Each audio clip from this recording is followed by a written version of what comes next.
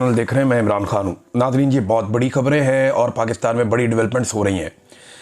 Number एक, आसिम मुनीर साहब की पॉलिसी है, उसके तहत मेजर जनरल अहमद शरीफ साहब पहुँचे। ये DGISPR है, खैबर पख्तूनख्वा में, पेशावर में। उन्होंने जाके वहाँ पे प्रेस कॉन्फ्रेंस की। गुज़िश्ता रात ऐसे लग रहा था कि ये प्रेस कॉन्फ्रेंस का जो अनाउंसमेंट किया गया, ये इसलिए जाएंगे कि अफ़गानिस्तान में एक एरियल स्ट्राइक पाकिस्तान ने की है काबुल के नज़दीक पख्तिया में, और इस पे जो वहाँ की हुकूमत है उनका बयान भी आ गया। उनकी वजारत दिफा का वो कह रहे जी काबुल की फ़दाई हदूद की खिलाफ वर्जी की गई है पख्तिया में और सिविल एरिया पे हमला किया गया है। नुकसानात किस किस के हुए ये उन्होंने नहीं बताया इस बयान में, लेकिन उन्होंने कहा जी कि हम इसकी मजम्मत करते हैं और फिर अब कार्रवाई भी करेंगे। ये हमला उस वक्त हुआ जब इंडिया ने यह फैसला किया है कि जो सफारती मिशन है अफ़गानिस्तान में वो उसको तब्दील करने जा रहे हैं सफारत खाने में। ये गौर कीजिए, बहुत बड़ी डेवलपमेंट है।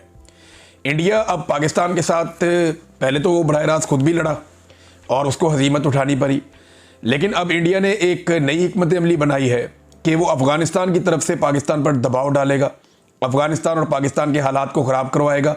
और इसमें जो इस वक्त पाकिस्तान की मिलिट्री एस्टेब्लिशमेंट है वो खुद बड़ा अच्छा रोल प्ले कर देगी। अफ़गानिस्तान के साथ हालात ख़राब करने में इन्होंने कोई कसर नहीं छोड़ी। इंडिया इस मौके से फ़ायदा उठाएगा, क्योंकि दिमाग नहीं है ना, हाथ में बंदूक है, बस वही बात समझ आ रही है। अक्ल के साथ काम नहीं कर रहे, इंडिया दिमाग के साथ काम कर रहा है। ये हर काम ताकत से करना चाहते हैं। इंडिया ना सिर्फ वहां से प्रेशर बढ़ाएगा, बल्कि इत्तलात आ रही है कि अक्टूबर या नवंबर में इंडिया दोबारा से एक एडवेंचर कर सकता है पाकिस्तान के खिलाफ, और वो उसकी तैयारी कर रहे हैं। ये चीजें हम बाद में डिस्कस करेंगे कि इंडिया क्या कर सकता है, क्या कर रहा है। पहले आप ये देखें कि अहमद शरीफ साहब जो DGISPR हैं, वो जब पहुंचे खैबर पख्तूनख्वा में, पेशावर में, तो उन्होंने कौन सी अहम बातें की। एक तो उन्होंने इमरान खान साहब पे नाम लिए बगैर तनकीद की और बार बार तनकीद की। ये एक पैगाम है मिलिट्री एस्टेब्लिशमेंट की जानिब से कि गंडापुर जैसा असासा जब हट गया है तो अब हम खुद आ गए हैं यहाँ पे। बाकायदा जो आने वाला वजीर आला है उसको धमकाया गया है, जो अंदाज था बात करने का उसमें धमकी थी, और वो आने वाले वजीर आला को भी एक पैगाम था। सियासतदानों को रगेदा गया, उनको रिस्पॉन्सिबल करार दिया गया दहशतगर्दी के लिए, और एक अजीबोगरीब बयाना DGISPR ने वहां पे बयान किया। मैं आपको इशारा सामने रख देता हूं और सबूतों के साथ रखूंगा, साबित करूंगा आज, क्योंकि वहां मौजूद सहाफियों में तो तपड़ ही नहीं है, कोई बात ही नहीं कर पाए और कर भी नहीं पाएगा। मैं बिला वजह ऐसी कहूंगी कि हम लोग सुपरमैन है, नहीं, हम भी वहां होते तो बहुत मुश्किल होता। मैं ये समझ सकता हूं, लेकिन सवाल तो उठाने चाहिए थे। आप एक खातून ने बड़ा जबरदस्त सवाल उठाया, लेकिन चले मैं बताता हूं। DGISPR ने कहा कि आज कौन कह रहा है कि दहशतगर्दों के खिलाफ ऑपरेशन ना करें, बातचीत करें। आज से 5-6 साल पहले कौन कहता था कि खारजियों दहशतगर्दों से बातचीत करनी चाहिए। उस वक्त वो रियासत के जिम्मेदार थे, आज वो रियासत में नहीं, फिर भी कह रहे हैं बातचीत करें। ये कहते हैं जिन लोगों ने आपके बच्चे मारे, सर काटे, उनसे बातचीत कर लो। ये कौन कह रहा है? DGISPR। जबकि इसी फौज का सरबराह फील्ड मार्शल आसिम मुनीर और शहबाज शरीफ तारीफें कर रहे हैं एक ऐसे मुआहदे की जहां पे 70,000 फलस्तीनी कत्ल किए गए, और वो कत्ल करने वाले इसराइल, जिसको आलमी सतह पे लोग दहशतगर्द कहते हैं, उसके साथ मुज़ाकरात और डील के ऊपर ये लोग दिन रात शादियां बजा रहे हैं। मैं सिर्फ एक मिसाल दे रहा हूं। अभी ये बात मैंने नहीं की कि यहां क्या होना चाहिए या इमरान खान ने क्या कहा। मैं सिर्फ इस एक बात के ऊपर दूसरा काउंटर नैरेटिव रख रहा हूं कि एक ही वक्त में आप कह रहे हैं कि यहां पे हम बात नहीं करना चाहते, ये तो सारे दहशतगर्द हैं, हमने बात नहीं करनी इनके साथ, बड़ी अच्छी बात है, ना करें। लेकिन सेम टाइम में आपकी इसराइल के लिए पॉलिसी मुख्तलिफ है, क्योंकि डोनाल्ड ट्रंप ने डंडा दिया हुआ है। वहां आप तारीफें कर रहे हैं एक ऐसी डील की जो 70,000 कत्लों के बाद हो गई। यही बात है ना। वहां के लोग अगर चाहते थे कि अमन हो फलस्तीन के लोग, तो यहां के लोग भी चाहते हैं कि अमन हो पाकिस्तान के लोग। अभी मैं ये नहीं कह रहा कि डील करनी है या क्या करना है क्या नहीं करना, लेकिन अब मैं आपको बताता हूं कि इमरान खान ने अपनी पूरी जिंदगी में कभी नहीं कहा कि दहशतगर्दों के साथ बैठ के बात करो या दहशतगर्दों के लिए रास्ता निकालो। ये अभी जितने भी इमरान खान साहब का बयानिया है, इमरान खान साहब क्या कहते हैं? अफगान हुकूमत के साथ बात करो, कबायली लोगों के साथ बात करो, जरगा बुलाओ, अफगानिस्तान के लोगों का भी, पाकिस्तान के कबायली लोगों का भी, और फिर खैबर पख्तूनख्वा की हुकूमत को इन्वॉल्व करो। ये इमरान खान कहता है। इसमें दहशतगर्द कहां से आ गए? इमरान खान कहता है कि दहशतगर्दी खत्म करने के लिए आपको गुफ्तगू भी करनी चाहिए आपस में तमाम फरीकैन के साथ। या सादा और कर लेते हैं इसको, इमरान खान कहता है मुतासरीन से बात करो, वो कब कहता है दहशतगर्दों से बात करो? इमरान खान तो नहीं कहता। हां, दहशतगर्दों से बात करो ये कौन कहता है, मैं आपको भी निकाल के सुना देता हूं, बल्कि आपको दिखा भी देता हूं। ये नादरीन आप स्टेटमेंट देखिए, ये स्टेटमेंट राणा सनाउल्लाह साहब का है और इस स्टेटमेंट के ऊपर इसकी तारीख भी लिखी हुई है। ये स्टेटमेंट है जी 7 जुलाई 2022। इमरान खान साहब की हुकूमत गिर गई थी अप्रैल के शुरू में 2022 में, तो मई जून जुलाई।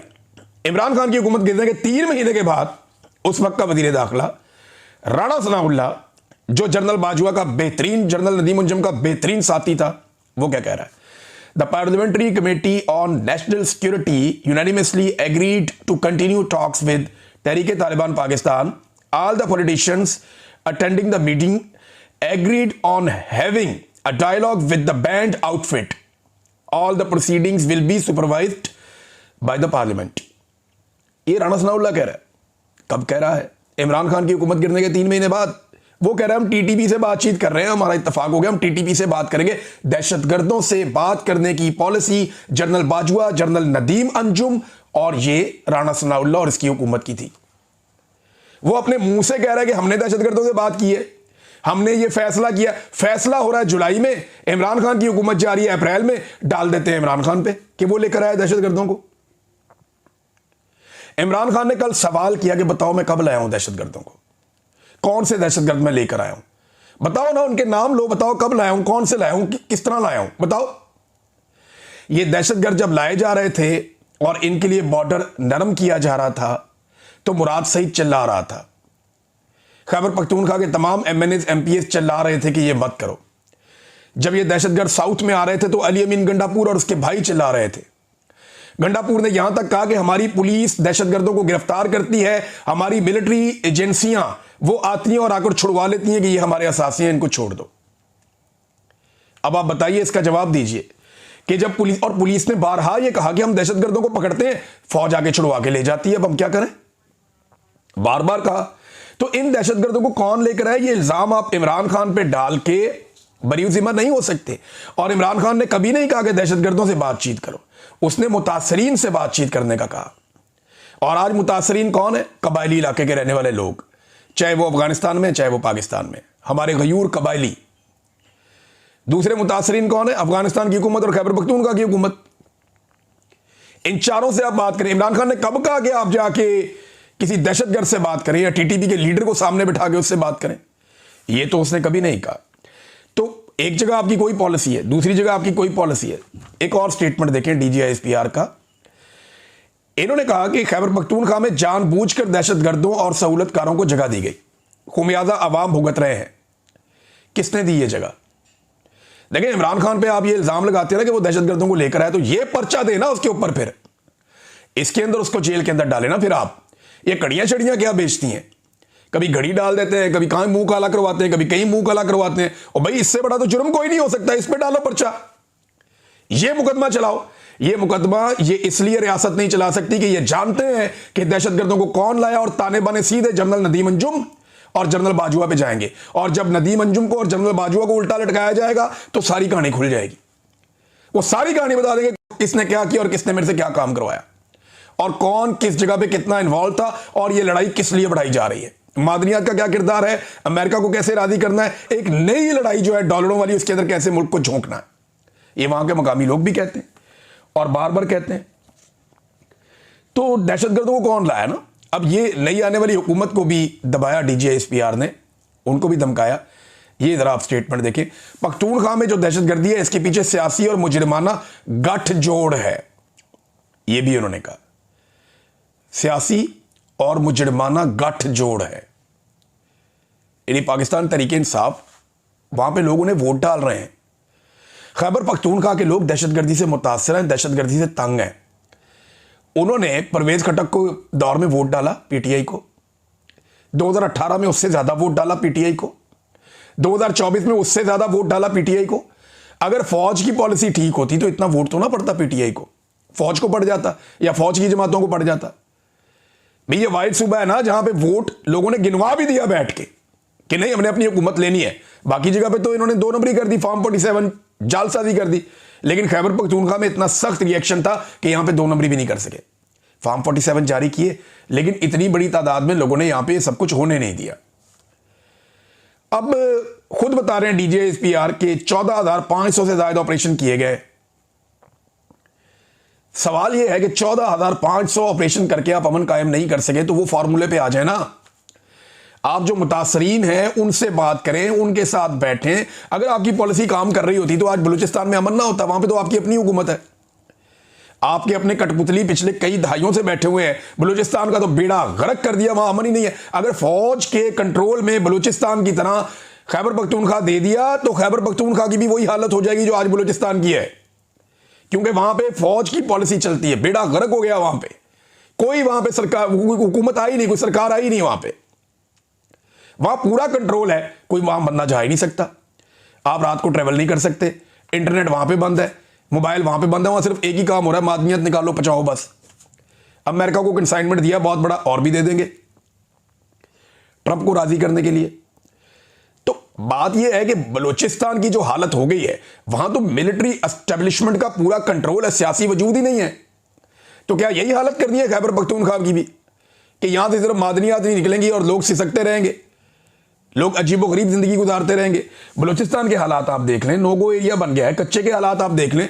रात के वक्त गाड़ियां नहीं अब गुजरती सिंध से पंजाब के बीच में, गुजरती हैं तो उनको स्क्वाड किया जाता है आगे पीछे, ये पुलिस की बहुत सारी गाड़ियां लगा के कमांडोज की। अब वो नोगो एरिया बना हुआ है जी, कच्चे का इलाका भी, वो बड़े लीथल हो गए हैं डाकू। TLP पंजाब में इस वक्त सड़कों पे है, कश्मीर में दोबारा लड़ाई शुरू हो गई है और कश्मीर में इन्होंने फिर पर्चे देना शुरू कर दिए। मुजफ्फराबाद के SHO की मुद्दईयत में शौकत नवाज मीर समेत बहुत सारे रहनुमाओं पे मुकदमा दर्ज हो गया कि नीलम पुल के ऊपर इन्होंने ये किया वो किया, वो कत्ल के, इक़दाम कत्ल के और दीगर मुकदमा दे दिए। वादे शादे कोई पूरे नहीं किए, इन्होंने दोबारा चढ़ाई कर दी। पूरे पाकिस्तान में पाकिस्तान की मिलिट्री एस्टेब्लिशमेंट ने जंग लगाई हुई है।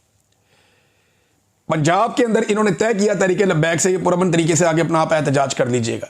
अब वो सड़कों पर निकले हुए हैं, देव मार कुटाई चल रही है हर जगह पे, बंदे कत्ल भी हो गए, बहुत सारे जख्मी भी हो गए, वो रिजवी बरादरान भी आ गए, वो सड़कों पे आगे की तरफ बढ़ रहे हैं। पुलिस उन्हें रोक रही है, पूरे इस्लामाबाद में रास्ते बंद किए हुए हैं, पंजाब में रास्ते बंद किए हुए हैं, कंटेनर लगाए हुए हैं जगह जगह पे, और ये एक नया